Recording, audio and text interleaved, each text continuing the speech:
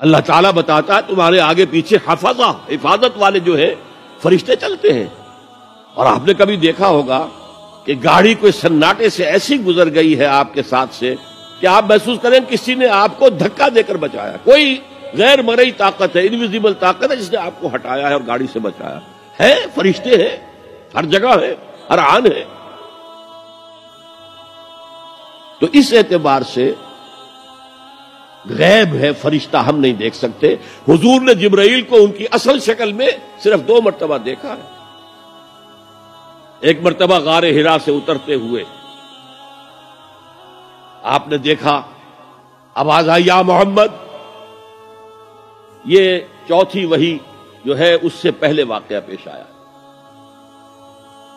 آپ نے دیکھا سامنے آگے پیچھے دائیں بائیں کوئی نہیں ہے.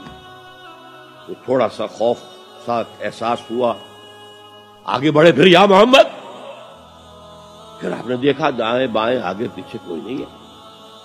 پھر آواز آئی یا محمد. اب نگاہ اٹھا کر دیکھا تو جبرائیل پورے افق پر چھائے ہوئے.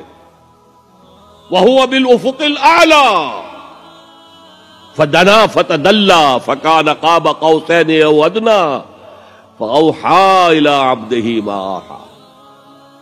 ایک اس موقع پر جبرائیل کو ان کی اصل ملکی شکل میں دیکھا ہے، اور ایک شب معراج میں دیکھا ہے ملکی شکل کے اندر.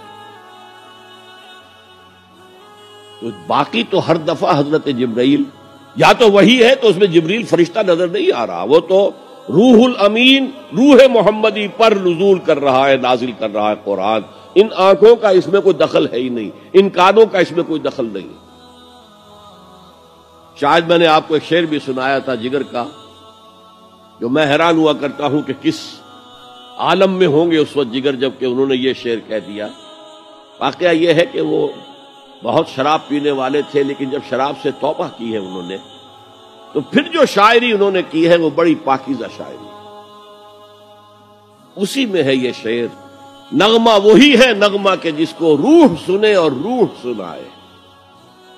وہ نغمہ قرآن روح الامین نے سنایا، روح محمدی نے سنا صلی اللہ علیہ وسلم علیہ الصلوۃ والسلام. یہ نظم بڑی عجیب ہے. جہل خرد نے دن یہ دکھائے. جہل خرد انسان کے عقل کی جاہلیت، جدید فلسفے، جدید نظریہ. ویسے تو سمجھا ریشنلائزیشن ہے، ریشنلزم ہے، عقلیت ہے جہالت. جہل خرد نے دن یہ دکھائے، گھٹ گئے انسان بڑھ گئے سائے. اسی میں یہ شعر ہے، نغمہ وہی ہے نغمہ کہ جس کو روح سنے اور روح سنائے.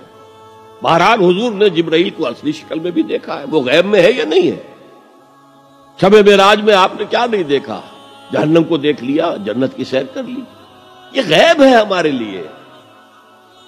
تو جو چیزیں ہمارے لیے غیب، میں اس سے پہلے ایک گفتگو میں کہہ چکا ہوں کہ اللہ کے لیے تو غیب کا سوال ہی نہیں. وہ جب کہتا ہے عالم الغیب والشہادہ، وہ ہمارے اعتبار سے کہتا ہے جو چیزیں تمہارے لیے غیب ہیں اللہ ان کا بھی جاننے والا ہے، اور جو تمہارے لیے جو موجود ہیں سامنے جنہیں تم دیکھ سکتے ہو، چاہے ان کو دیکھنے کے لیے تم نے ٹیلیسکوپ ایجاد کر لی ہے تو اس سے تمہاری آنکھ کی صلاحیت بڑھ گئی. اگر مائکروسکوپ ایجاد کر لی ہے تو اس سے بھی تمہاری آنکھ کی صلاحیت بڑھ گئی ایک اعتبار سے. بہرحال ہے یہ تمہارے اپنے حواس خمسہ. تمہارا علم تو وہی تک رہے گا جو امور ان حواس خمسہ کی گرفت میں آ سکیں. ان سے جو ماورا ہیں، جس کو آپ کہتے ہیں ماوراء الطبعیات، فزیکل ورلڈ سے ماورا، جس کو میں نے اپنی گفتگو میں کہا تھا عالم امر ایک عالم خلق ہے.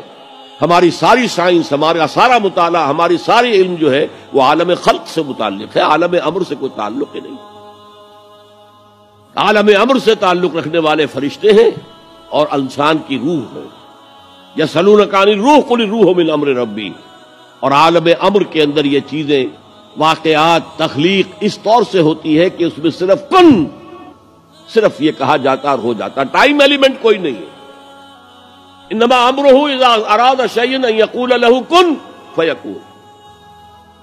ایسا ہی کوئی بڑا کن تھا جسے سائنسدان وہاں تک پہنچ گئے ہیں، دی بگ بینگ. کوئی بہت بڑا کن تھا اللہ کا جس سے کہ اس عالم خلق